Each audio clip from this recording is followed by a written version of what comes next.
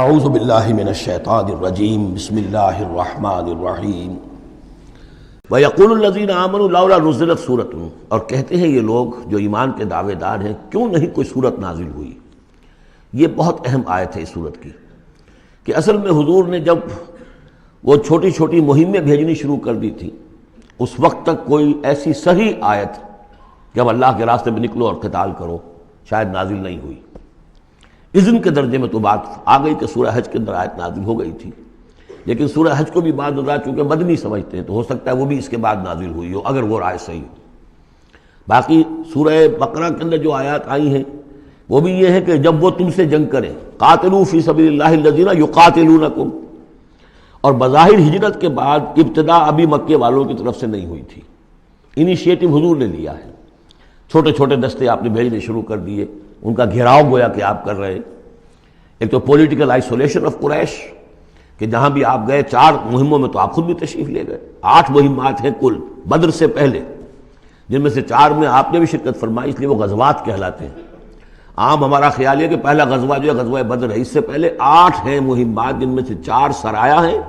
جن میں حضور تشریف نہیں لے گئے، مسلمانوں کو آپ نے بھیجا، اور 4 غزوات ہیں۔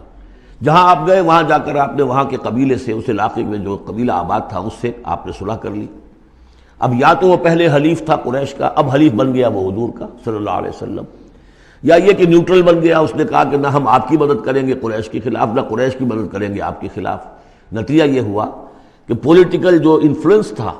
Zone of influence, political influence Quraysh کا وہ کم ہو رہا ہے۔ پھر آپ نے قافلوں کا پیچھا کیا تو اس سے اندازہ ہوا کہ اب ان کی لائف لائن جو ہے، ان کی تو شہرت تھی وہ، اس کے اوپر آپ نے ہاتھ ڈالا۔ یہ چیزیں چونکہ آپ کی طرف سے ہوئی ہیں، اس وقت تک مکے والوں کی طرف سے جو بھی کچھ انہوں نے کیا، مکے میں ستایا مارا پیٹا، وہ تھے اپنی جگہ۔ ہجرت کے بعد ان کی طرف سے کوئی اقدام نہیں ہوا۔ اس پر یہ لوگ جو تھے، جو ذرا اس جنگ وغیرہ سے اور اس معاملے سے ابھر رہے تھے، تو ان کو ایک دلیل ملی ہوئی تھی، وہ کہتے تھے لولا نزلت سورۃ، کیوں نہیں کوئی سورت نازل ہو جاتی۔ یہ تو محمد صلی اللہ علیہ وسلم نے خود ہی اپنا ایک سلسلہ شروع کر دیا ہے اپنی ذاتی رائے سے۔ ان کا خیال ہوگا جیسے کوئی مہم جو انسان ہوتا ہے، تو شاید اسی طریقے سے اب یہ جو ہے مہم جو انسان بن گئے۔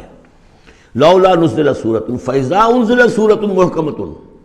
پھر جب ایک محکم سورت نازل کر دی گئی، وذکر فیہا القتال، اور اس میں قتال کا حکم آ گیا۔ رأیت الذین فی قلوبہم مرض، تو اب تم دیکھو گے ان لوگوں کو کہ جن کے دلوں میں روگ ہے، ینظرون الیک نظر المغشی علیہ من الموت، اب آپ کی طرف ایسے دیکھیں گے جیسے وہ شخص دیکھتا ہے جس پر موت کی غشی طاری ہو رہی ہوتی ہے۔ دلیل ان کی ختم ہو گئی۔ اب وہ کہتے تھے کہ آیت اترے، کو قرآن نازل ہو جس سے معلوم ہو کہ اب قتال ہے، یہ اللہ کا حکم ہے۔ اسی لیے اسی آیت میں جو لفظ قتال آیا ہے، اسی کے حوالے سے اس سورت کا نام سورہ قتال بھی ہے۔ فَإِذَا أُنزِلَتْ سُورَةٌ مُحْكَمَةٌ وَذُكِرَ فِيهَا الْقِتَالُ رَأَيْتَ الَّذِينَ فِي قُلُوبِهِم مَرَضٌ يَنظُرُونَ إِلَيْكَ نَظَرَ الْمَغْشِيِّ عَلَيْهِ مِنَ الْمَوْتِ فَأَوْلَىٰ لَهُمْ، تو افسوس ہے ان پر، بربادی ہے ان کے لیے۔ طاعۃ وقول معروف، دیکھو ایمان لائے ہو، ایمان کا دعویٰ کر رہے ہو تو اطاعت لازم ہے تم پر، طاعۃ وقول معروف، ہاں کوئی مشورہ دینا ہے، بھلی بات کہنی ہے، کوئی حرج نہیں ہے، مشورہ دے سکتے ہو، اچھی بات کہہ سکتے ہو، لیکن اطاعت کرنی پڑے گی۔ فَإِذَا عَزَمَ الْأَمْرُ، مشورے کے بعد جب فیصلہ ہو جائے، ایک بات طے ہو جائے، فَلَوْ صَدَقُوا اللَّهَ لَكَانَ خَيْرًا لَهُمْ، تو اب اگر انہوں نے جو وعدہ اللہ سے کیا ہوا تھا اور جو میثاق ایمان ان کا ہے، اس کو اگر یہ سچا کریں گے، ثابت ہوں گے سچے، تبھی ان کی خیریت ہے، تبھی ان کے لیے بہتری ہے۔ فَهَلْ عَصَيْتُمْ إِن تَوَلَّيْتُمْ أَن تُفْسِدُوا فِي الْأَرْضِ وَتُقَطِّعُوا أَرْحَامَكُمْ، اس آیت کے 2 ترجمے کیے گئے ہیں۔ پہلے میں وہ ترجمہ کر رہا ہوں کہ جو شیخ الہند کا بھی ہے اور مجھے اسی سے اتفاق ہے، کہ تم ذرا سوچو، اگر جس حال میں اس وقت تم ہو، اگر تمہیں حکومت مل جائے، تم والی بن جاؤ، تمہیں یہاں اقتدار مل جائے اس جزیرہ نما عرب میں، تو تمہاری ابھی چونکہ پوری تربیت نہیں ہوئی ہے، خاص طور پر ظاہر بات ہے کہ جو انصار مدینہ تھے، ابھی ایمان لائے تھے، ان کی تربیت تو نہیں ہوئی، ان میں ایک بڑی تعداد ایسے لوگوں کی بھی شامل تھی، آپ کو معلوم ہے کہ جو منافق تھے۔ آخر غزوہ احد میں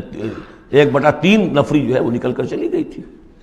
تو معلوم ہوا کہ اس میں اتنی بڑی تعداد میں منافق بھی تھے۔ اگر اس حال میں تمہیں کہیں حکومت مل جائے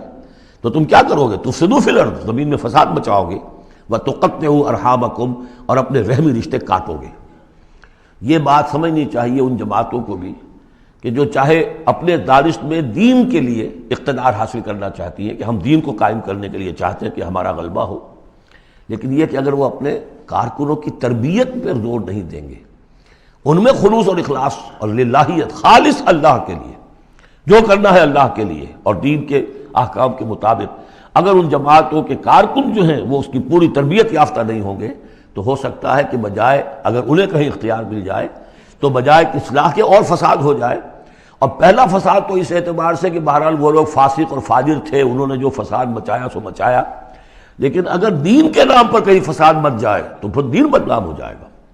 یہ ہے مضمون کہ جو یہاں اس آیت میں آیا ہے کہ ابھی تمہیں امتحانوں میں سے گزرنا پڑے گا، بھٹیوں میں سے نکلو گے تب تم زرے خالص بنو گے اور کندن بنو گے۔ ایک ترجمہ یہ کیا گیا ہے ان تولیتم، مطلب اگر تم منہ موڑ لو گے، قتال نہیں کرو گے تو اس کا نتیجہ یہ نکلے گا کہ زمین میں فساد ہوگا اور تم اپنے رحمی رشتے قطع کرو گے۔ لیکن میرے نزدیک پہلا مضمون، یہ ترجمہ میں آپ کو پڑھ کر سنا رہا ہوں، شیخ الہند کا ہے، پھر تم سے یہ بھی توقع ہے کہ اگر تم کو حکومت مل جائے تو خرابی ڈالو ملک میں اور قطع کرو اپنی قرابتیں۔ مجھے اسی سے اتفاق ہے۔ اولئک الذین لعنہم اللہ فاصمہم واعمی ابصارہم، یہ وہ لوگ ہیں کہ جن پر اللہ تعالیٰ نے لعنت کی ہے اور انہیں بہرا بھی کر دیا ہے اور ان کی نگاہوں کو اندھا کر دیا ہے۔ افلا یتدبرون القرآن ام علی قلوب اقفالها، کیا یہ قرآن پر تدبر نہیں کرتے؟ قرآن پر تدبر کریں، اس کے بین السطور بھی تو پڑھیں۔ غلبہ دین کی جد و جہد میں یہ سارے مراحل آنے والے ہیں، یہ تو ان سے پہلے کہہ دیا گیا تھا، سورہ عنکبوت میں آ چکا تھا۔ احسب الناس ان یترکوا ان یقولوا آمنا وهم لا یفتنون، کیا لوگوں نے یہ سمجھا تھا کہ صرف یہ کہنے سے کہ ہم ایمان لائے انہیں چھوڑ دیا جائے گا اور بخش دیا جائے گا اور انہیں آزمایا نہیں جائے گا؟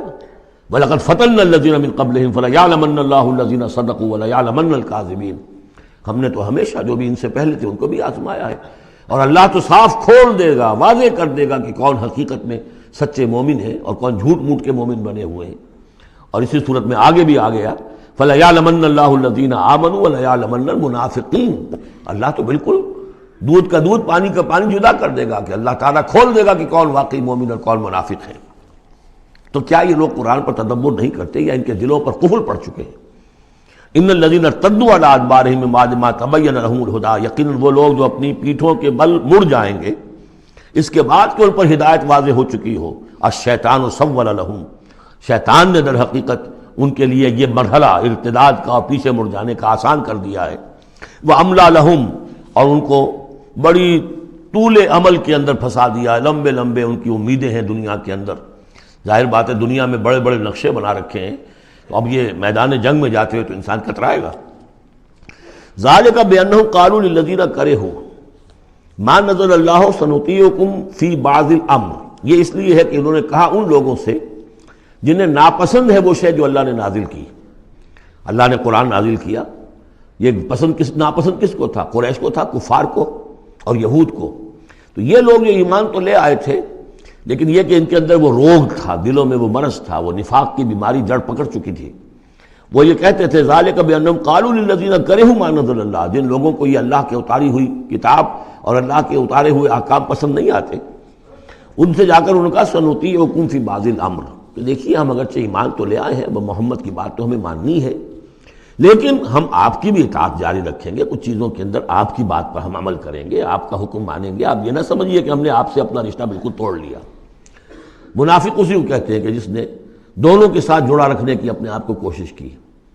مذبذبین بین ذلک لا الہ الا ولا الہ الا، ان کے پاس جاتے ہیں تو کہتے ہیں، اہل ایمان کے پاس آتے ہیں تو کہتے ہیں ہم ایمان لے آمنا، وَإِذَا خَلَوْا إِلَىٰ شَيَاطِينِهِمْ قَالُوا إِنَّا مَعَكُمْ إِنَّمَا نَحْنُ مُسْتَهْزِئُونَ وَاللَّهُ يَعْلَمُ إِسْرَارَهُمْ، اور اللہ تعالیٰ